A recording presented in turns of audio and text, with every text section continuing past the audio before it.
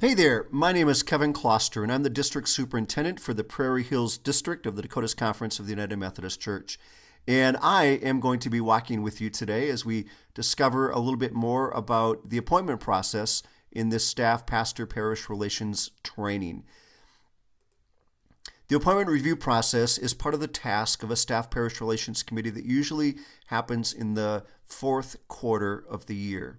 And what we have is a church profile form that the staff parish relations committee will use to determine whether or not they want their pastor to return the following year. And so if I click on this, it will bring us to the conference webpage, dakotasumc.org. You click on resources, come down to forms and resources, and click there. And you come down a little bit further, and you're going to see right here the SPRC assessment. And that is where you will walk through and complete the form, who's completing it. You'll offer some comments to the cabinet around how you guys are growing in love of God, reaching new people, healing a broken world. You'll share what your strengths are and what your growing edges are as a church, and what are your dreams for ministry and for your church.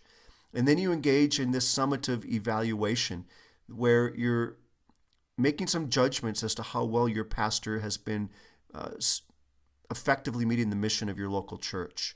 And all of that information sort of leads you down here, where then you will let us know whether or not you want your pastor to return.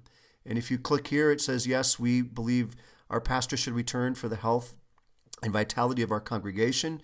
No, we think it's time for a new change. We need a new pastor that can lead us in a new day.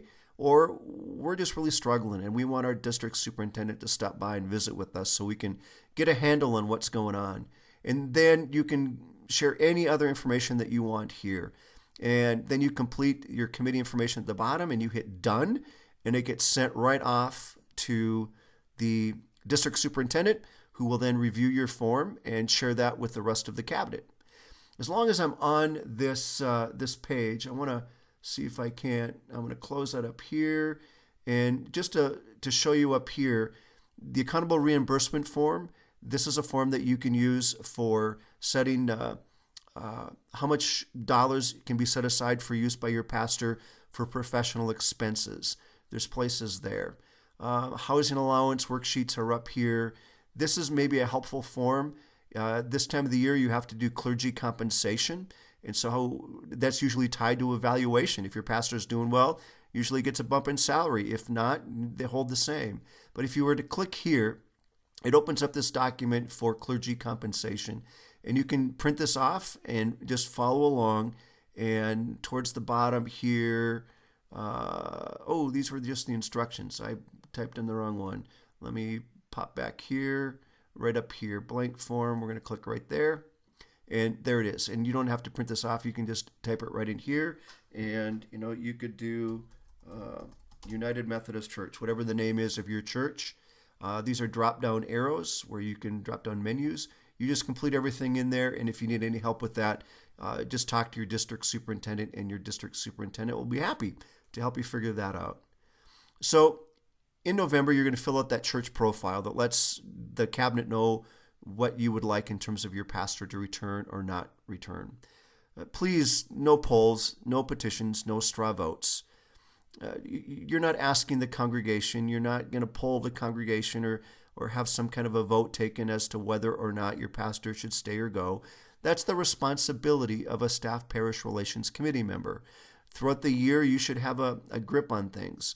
And you're the ones that make those decisions. So in November, your pastor will also complete their pastor's profile.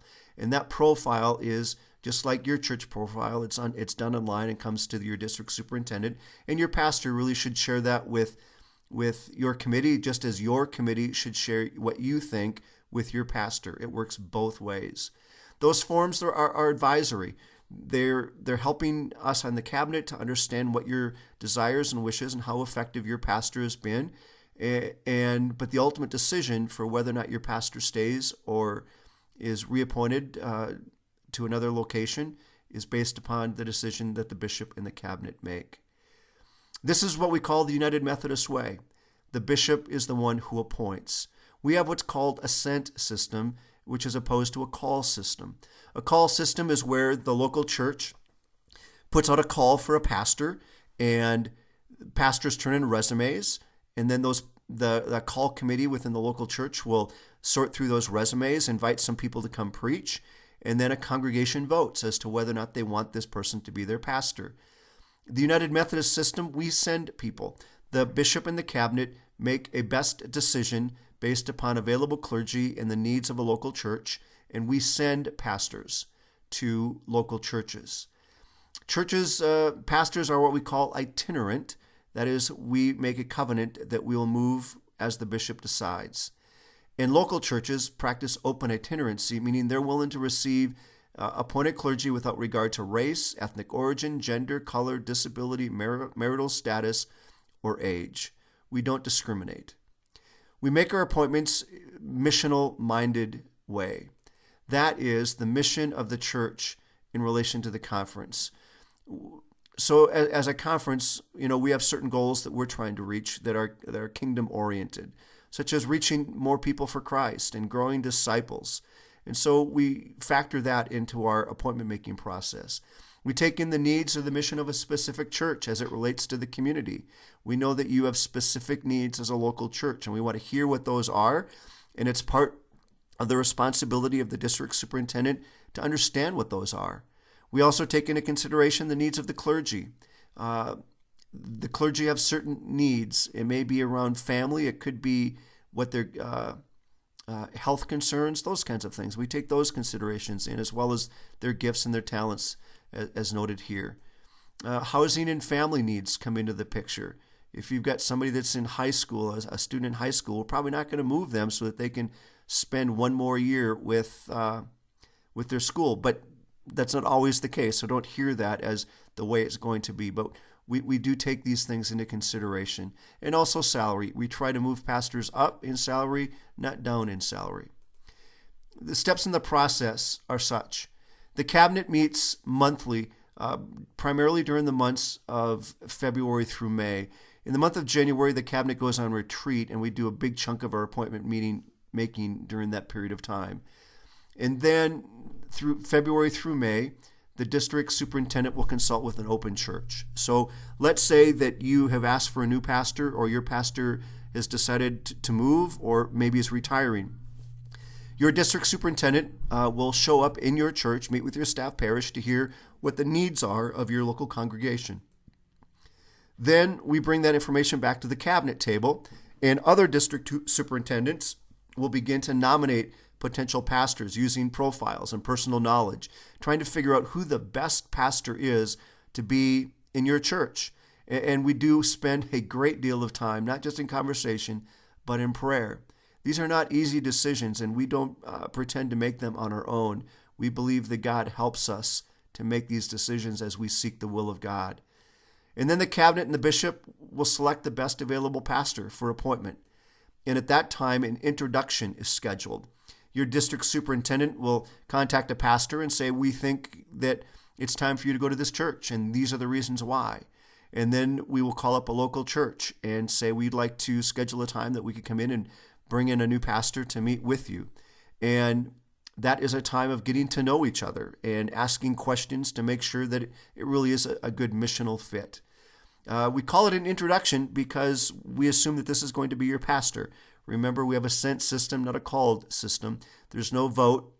Really what we're saying is, unless you see some really significant red flags, this is going to be your new pastor.